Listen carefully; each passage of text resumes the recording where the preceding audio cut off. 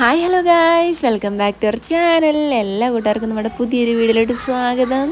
അപ്പോൾ വൈകുന്നേരത്തെ ചായ എല്ലാം കുടിച്ചുകൊണ്ട് ഞാൻ രാത്രിത്തേക്കുള്ള പരിപാടിയൊക്കെ ഇവിടെ തുടങ്ങാൻ വേണ്ടി പോവാണ് കേട്ടോ. അപ്പോൾ നമുക്ക് വലിച്ചു നീട്ടാണ്ട് വീഡിയോയിലോട്ട് പോയാലോ? പോകാം.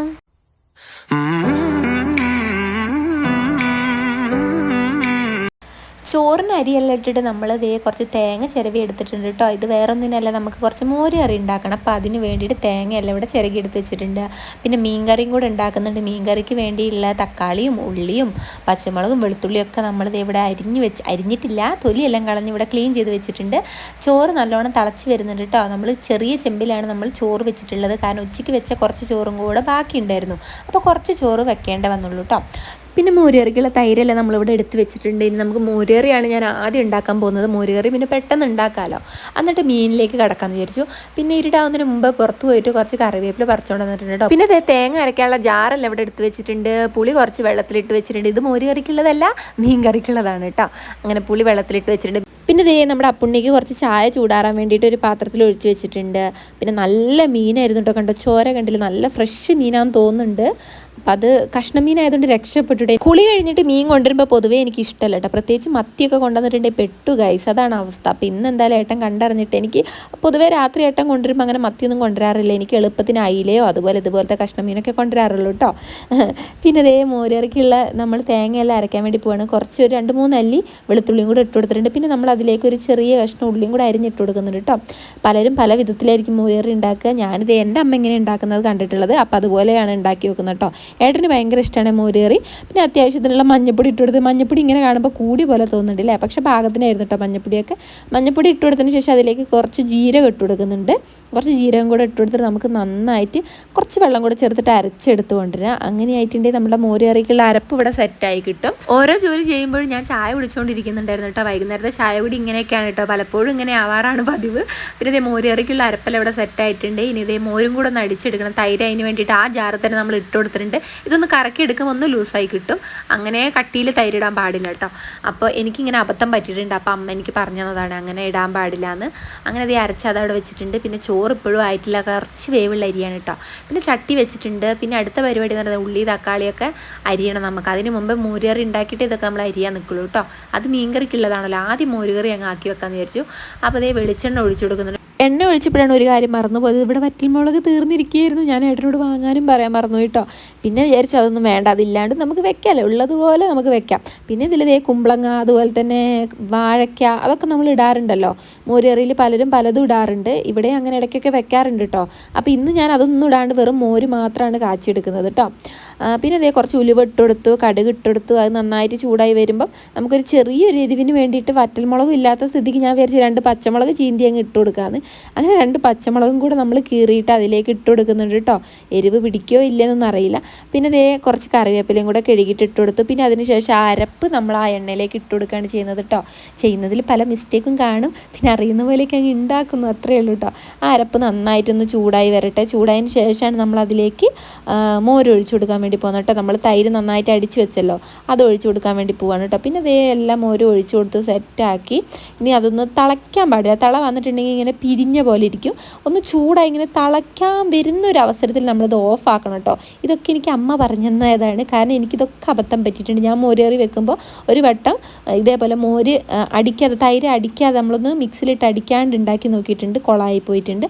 പിന്നെ അതുപോലെ തന്നെ ഈ മോരും ഈ അരപ്പും കൂടെ നല്ലോണം തിളപ്പിച്ചിട്ട് ഇതേപോലെ പിരിഞ്ഞു പോയിട്ടുണ്ട്. അങ്ങനെ എനിക്ക് അബദ്ധം പറ്റിയിട്ടുണ്ട് കേട്ടോ. അപ്പോൾ അമ്മ പറഞ്ഞു തന്നിട്ടുണ്ട് അധികം തിളപ്പിക്കാൻ പാടില്ല, തിള വരുന്ന ഒരു അവസരത്തിൽ നമ്മളത് ഓഫാക്കി വെക്കണമെന്ന്. അങ്ങനെ മോരുകറി ഇവിടെ സെറ്റായിട്ടുണ്ട് കേട്ടോ. കണ്ടോ, ഇങ്ങനെ കാണുമ്പോൾ നിങ്ങൾക്ക് മഞ്ഞ കളറായിട്ട് തോന്നുന്നുണ്ടോ എന്ന് എനിക്കറിയില്ല, പക്ഷെ നല്ല മഞ്ഞ കളറായിരുന്നു മോരുകറിക്ക്. അങ്ങനെ മോരുകറി ഇവിടെ റെഡി ആയിട്ടുണ്ട്. അത്യാവശ്യം ഒരു കറി വെച്ചപ്പോഴത്തേന് അടുക്കള നന്നായിട്ട് നിരന്നിട്ടുണ്ട്, അതൊന്ന് കാണിച്ചു തന്നതാണ്. പിന്നെ അവിടെ ഉള്ളതൊക്കെ ഒന്ന് തുടച്ച് വൃത്തിയാക്കിയിട്ട് കുറച്ച് പാത്രങ്ങളൊക്കെ കഴുകാനുള്ളതൊക്കെ അങ്ങ് മാറ്റി വെച്ച്. പിന്നെ ഉപ്പും മുളകും മഞ്ഞളൊക്കെ ഇനിയും നമുക്ക് ആവശ്യം വരും. അപ്പോൾ അതവിടെ തന്നെ നിൽക്കട്ടെ വിചാരിച്ചു, കാരണം മീൻകറി വെച്ചിട്ടില്ലല്ലോ. അപ്പോൾ മീൻകറിക്കുള്ളത് അരിഞ്ഞ് വെച്ചിട്ടാവാം മീൻ കഴുകൽ എന്നൊക്കെ വിചാരിച്ചു, കാരണം മീനിലധികം പണി എടുക്കാനില്ല, നമുക്ക് വേഗം കഴുകി അങ്ങ് എടുത്താൽ മതിയല്ലോ. അങ്ങനെ ചെറിയുള്ളി ഇല്ലാത്ത സ്ഥിതിക്ക് സവാളയാണ് അരിയുന്നത്. മീൻകറിക്കൊക്കെ ഏറ്റവും ബെസ്റ്റ് ചെറിയുള്ളിയാണ്. അപ്പോൾ ചെറിയുള്ളി എന്ന് പറഞ്ഞാൽ കൊച്ചുള്ളി, അതില്ലാത്തതുകൊണ്ട് തന്നെ നമ്മൾ സവാളയാണ് അരിയുന്നത്. സവാള അരിഞ്ഞു, പിന്നെ പച്ചമുളക് കീറി ഇട്ട് കൊടുത്തു. പിന്നെ ഇഞ്ചി ഇടുന്നില്ല കേട്ടോ. ഇഞ്ചി പൊതുവേ ഞാൻ മീൻകറിക്ക് അങ്ങനെ ഇടാറില്ല.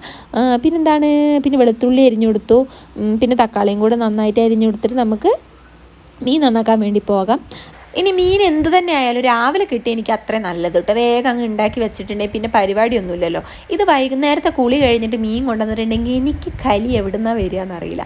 പിന്നെ ഈ കഷ്ണ മീനൊക്കെ ആണെങ്കിൽ കുഴപ്പമില്ല കേട്ടോ, വേഗം അങ്ങ് കഴുകി എടുക്കാമല്ലോ. മത്തിയൊക്കെ കൊണ്ടുവന്നിട്ടുണ്ടെങ്കിൽ തീർന്ന്.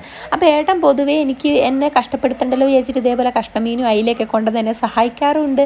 പിന്നെ വൈകുന്നേരം കറിക്ക് കൊണ്ടുവരാമെന്ന് പറയുന്ന ഏട്ടൻ വരെ നട്ടപ്പാതിരയ്ക്ക് ആവാറുണ്ട് കേട്ടോ.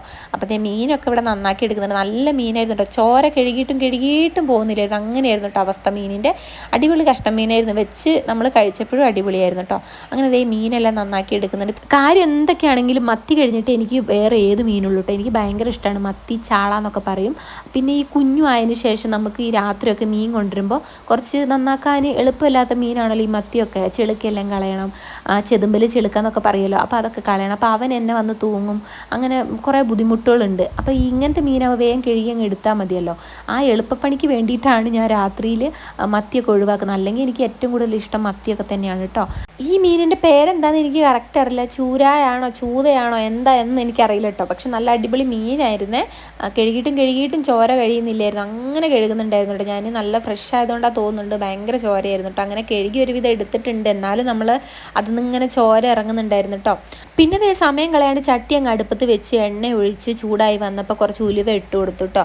ഇനി നമ്മൾ മീൻ വെക്കൽ പരിപാടിയാണ്. മീൻ കറിയും കൂടെ ആയിട്ടുണ്ടെങ്കിൽ അടുക്കളയിലെ ചോറ് കറി എല്ലാം സെറ്റാകും. പിന്നെ അതേ ബിഗ് ബോസിൻ്റെ മുന്നിലോ കുഞ്ഞുങ്ങളെ കൂടെ ഒക്കെ ഇരിക്കാം. ഉലുവ പൊട്ടി വന്നപ്പോൾ അതേ നമ്മൾ ഉള്ളിയൊക്കെ ഇട്ട് കൊടുക്കാനായിട്ട് ഉള്ളിയും വെളുത്തുള്ളിയും കുറച്ച് കറിവേപ്പിലയും കൂടെ ഇട്ടെടുത്ത് പച്ചമുളകും കൂടെ ഇട്ടെടുത്ത് ഇനി നന്നായിട്ട് നമുക്ക് വഴട്ടിയെടുക്കാം. വഴണ്ട് വന്നതിന് ശേഷം നമുക്ക് അതിലേക്ക് പൊടികളൊക്കെ ചേർത്ത് കൊടുക്കാം കേട്ടോ. പുളി ആദ്യം തന്നെ നമ്മൾ വെള്ളത്തിലിട്ട് വെച്ചിട്ടുണ്ടായിരുന്നു. അപ്പോൾ അതിലേക്ക് കുറച്ച് മഞ്ഞൾപ്പൊടിയും പിന്നെ അതുപോലെ തന്നെ മുളക് പൊടി മല്ലിപ്പൊടിയും ഇട്ടിട്ടാണ് ഞാൻ മീൻകറി വെക്കുന്നത് കേട്ടോ. പല സ്ഥലങ്ങളിൽ മല്ലിപ്പൊടി ഇടാറില്ല മീൻകറിയിൽ. ഞാനെന്തോ എൻ്റെ അമ്മ എങ്ങനെയാണ് ആദ്യം മുതൽ ഞാൻ കണ്ടു വളർന്നത് മല്ലിപ്പൊടി ഇട്ടിട്ടാണ്. അപ്പോൾ ഞാൻ മീൻകറിയിൽ മല്ലിപ്പൊടി ഇടാറുണ്ട് കേട്ടോ. അങ്ങനെ മുളക് പൊടി ഇട്ടുകൊടുത്തു, ആവശ്യത്തിനുള്ള മഞ്ഞൾപ്പൊടി ഇട്ടുകൊടുത്തു. ശേഷം നമ്മൾ മല്ലിപ്പൊടിയും കൂടെയാണ് ഇട്ട് കൊടുക്കുന്നത്. നിങ്ങളുടെ നാട്ടിലൊക്കെ മല്ലിപ്പൊടി മീൻകറിയിൽ ഇടുമെന്ന് കമൻറ്റ് ചെയ്യണേ. കാരണം പല സ്ഥലങ്ങളിൽ ഞാൻ മല്ലിപ്പൊടി ഇടാണ്ട് വെറും മുളകും മഞ്ഞളും ഇട്ടിട്ട് കറി വെക്കുന്ന കണ്ടിട്ടുണ്ട്. അതുകൊണ്ടാണ് ചോദിക്കുന്നത്. അങ്ങനെ ഇതൊക്കെ ആ എണ്ണയിലിട്ട് നന്നായിട്ടൊന്ന് മൂപ്പിച്ചെടുക്കുക കേട്ടോ. നമ്മുടെ ഈ പൊടികളുടെയൊക്കെ പച്ചമണം മാറുന്ന വരെ ഒന്ന് മൂപ്പിച്ചെടുക്കുക. അതിനുശേഷം അത് നന്നായിട്ട് അതിൻ്റെ പച്ചമണമൊക്കെ മാറിയതിന് ശേഷമാണ് നമ്മൾ തക്കാളി ആഡ് ചെയ്ത് കൊടുക്കുന്നുള്ളൂ കേട്ടോ. അങ്ങനെ നന്നായിട്ട് പൊടിയൊക്കെ ഞാൻ വഴറ്റി കൊടുക്കുന്നുണ്ട്. അപ്പോൾ നന്നായിട്ട് വഴണ്ട് വന്നപ്പോൾ പച്ചമണമൊക്കെ മാറി വന്നപ്പോൾ നമ്മൾ അതിലേക്ക് തക്കാളിയും കൂടെ ഇട്ട് കൊടുക്കുന്നുണ്ട് കേട്ടോ. ഇനി തക്കാളിയും കൂടെ നല്ലോണം എന്താ പറയുക ഉടച്ച പരിവാക്കി എടുക്കണം. നമുക്ക് വഴറ്റിയെടുക്കണം ഗൈസ്. അപ്പോൾ തക്കാളിയും കൂടെ നന്നായിട്ട് വഴറ്റിയെടുക്കുന്നുണ്ട്.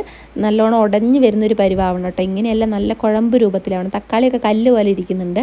കുറച്ച് എന്താ പറയുക നല്ലോണം അധികം പഴുക്കാത്ത തക്കാളി ആയതുകൊണ്ടാണ് തോന്നുന്നുണ്ട്. ഒരുവിധം കുത്തിയിട്ട് ഉടച്ചിട്ടൊക്കെ ഞാൻ തക്കാളീനെ ഒരു ഇഞ്ചപ്പരിവാക്കി എടുത്തിട്ടുണ്ട്. ഇനി ഇതിലേക്ക് ആവശ്യത്തിനുള്ള പുളിവെള്ളം കൂടെ നമുക്ക് പിഴിഞ്ഞൊഴിക്കാം കേട്ടോ. അങ്ങനെ പുളിവെള്ളം കൂടെ പിഴിഞ്ഞൊഴിച്ചിട്ടുണ്ട്. ഇനി ഇത് നമുക്ക് നന്നായിട്ട് ഫുൾ ഫ്ലെയിമിൽ ഇട്ടിട്ട് ഒന്ന് തിളയ്ക്കാൻ വേണ്ടി വെക്കാം. തിളച്ചതിന് ശേഷം നമുക്ക് മീനും കൂടെ ഇട്ട് കൊടുക്കാം കേട്ടോ. അപ്പോൾ തള വന്നിട്ടുണ്ട്. തള വന്നപ്പോൾ ഞാനതേ മീനൊക്കെ ഇട്ട് കൊടുക്കുന്നുണ്ട്. നമ്മൾ വെള്ളം പോലെയല്ല കറി വെക്കുന്നത്. എനിക്ക് എപ്പോഴും മീൻ കറിയും ചിക്കൻ കറിയും സാമ്പാറും ഒക്കെ കുറുകിയിരിക്കുന്നതാണ് ഇഷ്ടം. അപ്പോൾ മീൻ കറി നന്നായിട്ട് വറ്റിച്ച് വെക്കാനാണ് ഉദ്ദേശിച്ചിട്ടുള്ളത്. കാരണം മോരുകറി ഉണ്ടല്ലോ നമുക്ക്. അതുകൊണ്ട് എന്താ പറയുന്നത് മീൻ കറിക്ക് അധികം ചാറൊന്നും വേണ്ടെന്ന് വിചാരിച്ചു. അങ്ങനെ മീനെല്ലാം ഇട്ട് അവിടെ സെറ്റ് ആവുന്നുണ്ട്. ഇനി അത് നന്നായിട്ട് വേവട്ടെ. അപ്പോഴത്തേക്ക് അടുക്കളയൊക്കെ ഒന്ന് വൃത്തിയാക്കാമെന്ന് വിചാരിച്ചു. അവിടെ ഇവിടെയൊക്കെ നിരന്നെടുക്കുന്ന പാത്രങ്ങളൊക്കെ നമ്മൾ കഴുകാൻ വേണ്ടി പോവാണ് കേട്ടോ ആദ്യം തന്നെ. അപ്പോൾ അത് ആദ്യം കഴുകി വെച്ചിട്ടുണ്ടെങ്കിൽ പിന്നെ അവിടെയൊക്കെ ഒന്ന് തുടച്ചിട്ടുണ്ടെങ്കിൽ പണി കഴിഞ്ഞല്ലോ. അങ്ങനെ പാത്രങ്ങൾ ഓരോന്നോരോന്നായിട്ട് നമ്മൾ കഴുകിക്കൊണ്ടിരിക്കുകയാണ്.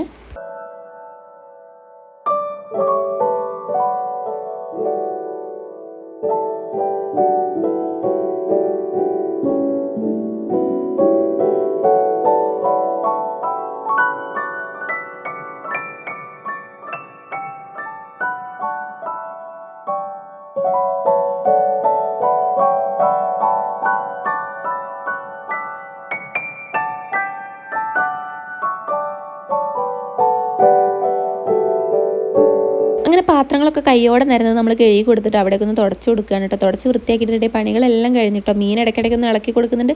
വേവാൻ കുറച്ച് ടൈം എടുക്കുന്നത് എനിക്ക് തോന്നുന്നത്. പിന്നെ നന്നായിട്ടൊന്ന് വറ്റി വരട്ടെ വേവിച്ചിട്ട് ഞാൻ തുറന്ന് വെച്ചിട്ട് വേവിക്കുന്നുണ്ട് കേട്ടോ. ഏകദേശം നമ്മുടെ രാത്രിത്തേക്കുള്ള കലാപരിപാടികളൊക്കെ ഇവിടെ അവസാനിച്ചു കൊണ്ടിരിക്കുകയാണ് കേട്ടോ. അപ്പോൾ ലാസ്റ്റ് സ്റ്റേജിലേക്കാണ് എത്തിക്കൊണ്ടിരിക്കുന്നത്. മീൻകറിയും കൂടെ നമുക്കൊന്ന് ഓഫാക്കി വെച്ചിട്ടുണ്ടെങ്കിൽ ഫ്രീ ആയിട്ടുണ്ട് കേട്ടോ. പിന്നെ എനിക്ക് എഡിറ്റിങ് കാര്യങ്ങളൊക്കെ ചെയ്യാം. പിന്നെ അതിനുശേഷം കുഞ്ഞൂനും അപ്പൂനും ചോറ് കൊടുക്കണം. അവർക്ക് ചോറ് കൊടുക്കുന്നത് ഭയങ്കര വലിയ ടാസ്ക്കാണ് കേട്ടോ.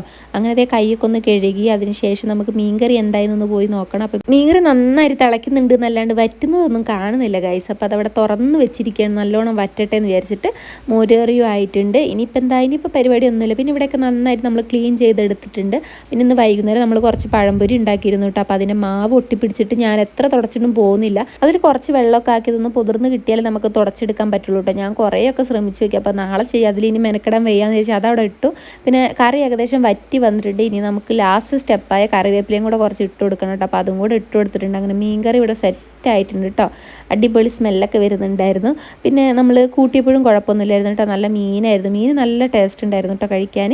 അങ്ങനെ ദേ രാത്രിത്തെ കലാപരിപാടികളെല്ലാം അവസാനിച്ചു. ദേ കിച്ചൺ ക്ലോസ് ചെയ്യാൻ വേണ്ടി പോവുകയാണ്. കിച്ചൺ ഡ്യൂട്ടി ക്ലോസ് ചെയ്യാൻ വേണ്ടി പോവുകയാണ്. അപ്പോൾ പുതിയൊരു വീഡിയോ ആയിട്ട് കാണാം. Tata bye bye, see U.